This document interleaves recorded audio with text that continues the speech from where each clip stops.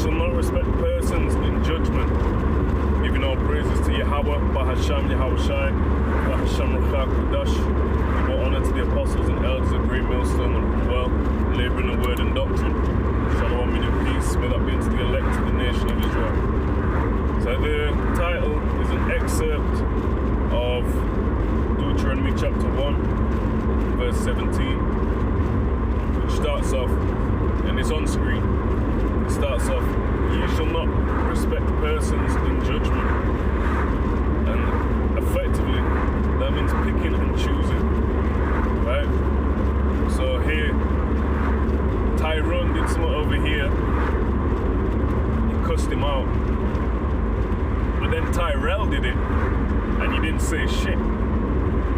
So respect of persons in judgment. The whole point of the law is it's an objective metric that we balance sin against, right?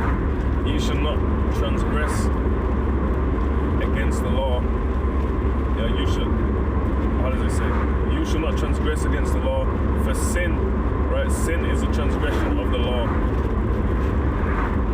It's also written, which is a reference directly to this, it's written in the New Testament, right? If you have respect to persons, you commit sin, right? It doesn't mean being quote unquote respect in the colloquial way. It doesn't mean being quote unquote respectful, like going to the shop, "May I buy this please? Thank you very much." There's nothing wrong with that. But if you're going in to, let's say you're at camp, right, and a brother comes in a disorderly manner, and for example shorts, right, shorts is a no-go, a well-known no-go. So say a brother's come in shorts, and you get onto him about it, and he says, "Yeah, you're right, brother, I won't do that." Next time he comes out, he's in appropriate attire, and then another brother comes, right, maybe you're cooler with, and he comes in shorts, and you just let it slide. You cannot let it slide, right? If you commit, what does it say? If you have respect to persons in judgment, you commit sin, right? For sin is the transgression of the law. So you're transgressing in law about not having respect to persons, right? And the perfect thing, again, is about all these different, the perfect thing about this walk, this truth, this thing of ours, is that it is objective, is that it is black and white, if you like. Now there's nuance, there's area for opinions in certain things. Now it says to speak the same thing, be of one mind, and that is appropriate according to the doctrine. Now if a brother comes up, or you're chilling with a brother, and he says, "You know what, Mike Tyson is the greatest boxer of all time," and you turn around and say, "You know what, that's not true. Muhammad Ali is the greatest boxer of all time." Now, you don't have to separate from that brother because you have a difference of opinion in that. That's not a doctrinal matter, right? So one mind is as far as the doctrine stands. Everyone will have varying opinions on different topics. It's always going to be biblically based, and if it's a topic that the scriptures speak on, then you have that conversation, and you can hash it out in that manner. Now, when it comes to boxing, right, that is not a scriptural matter, and everyone's, as I say, from different walks, different backgrounds, different quote unquote social classes you might have. Jake tends to be on the bottom, but it's not to say a more well-off, a suburban Jacobite might not find the truth.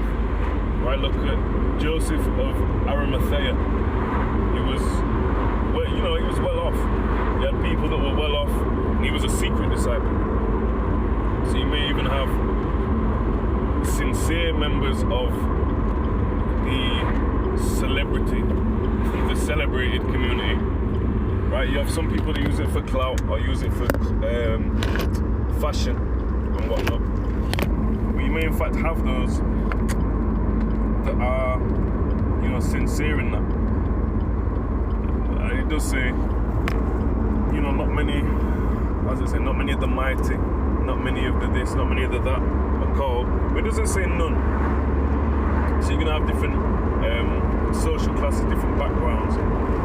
And that's not a problem if it's coming to opinions outside the scripture. When you're dealing in the scriptures, we need to be of one mind. And similarly, if you're old Jake from the projects, and then the suburban Jake turns up, you can't have respective persons to him in judgment. You know, you may get on with one brother more than another because you have something in common, or you have a shared lived experience. But when it comes down to it, that's all. You know, neither here nor there. It's about the scriptures. Are we doing what the scriptures say? You know, and if you have a problem with a brother, if he offends you, or you have a different way of seeing a certain situation, you know, you have that conversation pursuant to Matthew the 18th chapter, verses 15 through 17. Right, you come to him, and if he hears you, cool, you're brothers again, and you're probably stronger for it because you've had that communication, man to man, and there's a new shared respect there. If not, you know, you take him, you take another member of the church, or another two members of the church, and you have that conversation. And if you don't hear them, if he's in the wrong, or if you're in the wrong and you don't hear them, then they bring the whole church, and after that, whoever's in the wrong gets cast out as a quote-unquote heathen man and a quote-unquote publican. You know, publicans was viewed as being in cahoots with Rome, you know, culturally. And a heathen man, that proves to you that there was a separation between